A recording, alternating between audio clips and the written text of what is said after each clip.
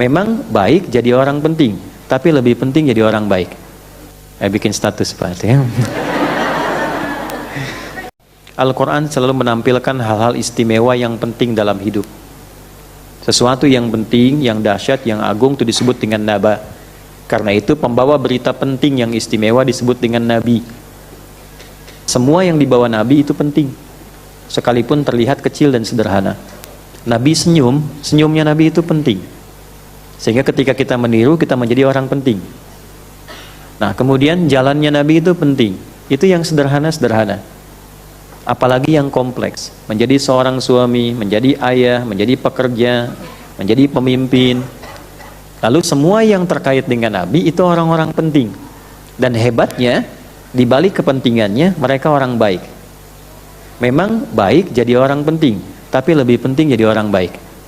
Bikin status Pak ya. Nah ini penting dan baik menyatulah pada diri Nabi. Ketika kepentingan dan kebaikan menyatu, maka berubah maknanya menjadi uswah. Laqad kana lakum fi Rasulillahi uswatun hasanah. Digabungkan keduanya jadi suri teladan.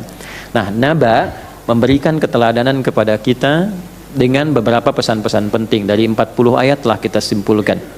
Yaitu pertama, terbiasakan selalu mencari informasi yang baik-baik, yang penting-penting. Jangan diskusi pada yang tidak penting. Persiapkan diri kita dengan peta jalan yang panjang. Jangan hanya menyiapkan kegiatan-kegiatan dengan kurikulum duniawi saja.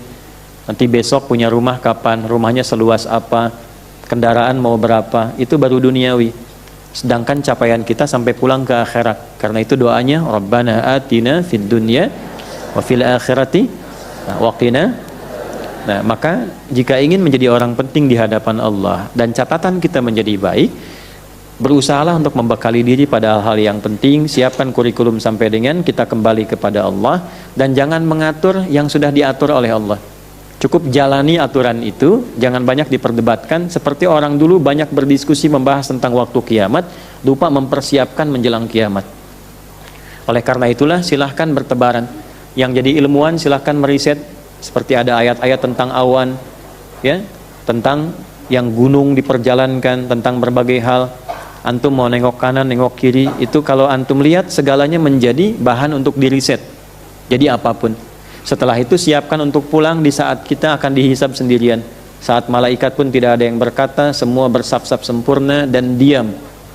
Dengan seluruh ketaatan kepatuhan kepada Allah, kecuali yang diizinkan bicara, dia bicara. Nah, dalam konteks seperti itulah kemudian kita berusaha untuk membekali diri. Dalam apapun kondisinya. Dicontohkanlah di surah kemudian, di An-Nazi'at, tentang penguat-penguat persiapan pulang, tentang tugas malaikat, tentang bagaimana dibandingkan malaikat yang sempurna saja masih tetap ibadah, maka bagaimana dengan kita yang tidak sempurna, yang harus terjaga selalu dalam kebaikan. Itu penting meningkatkan diri. Maka dirinci cara meningkatkan dirinya di surah Abasa untuk mendalami pengetahuan yang terbebas dari semua sekat-sekat batasan fisik dan keadaan. Jangan dibatasi. Orang ingin menuntut ilmu itu harus, sempurna secara fisiknya dalam sudut pandang manusia. Oh, kalau saya penglihatan sudah tidak mulai tajam, seakan-akan nggak bisa ngaji lagi. Oh, kalau pendengaran sudah nggak bisa dengar, seakan-akan terputus peluang untuk belajar. Tidak ada batas, tidak ada sekat, tidak ada istilahnya mengaji hanya untuk sekali orang yang dinilai kaya. Kalau orang-orang tidak sampai derajat itu nggak bisa ngaji, tidak demikian. Karena Allah akan berikan pelajaran besar melalui surah berikutnya di surah Abasa itu, tentang terbukanya semua peluang untuk mengaji bagi siapapun dengan sosok yang terlihat oleh manusia biasa tapi istimewa di hadapan Allah.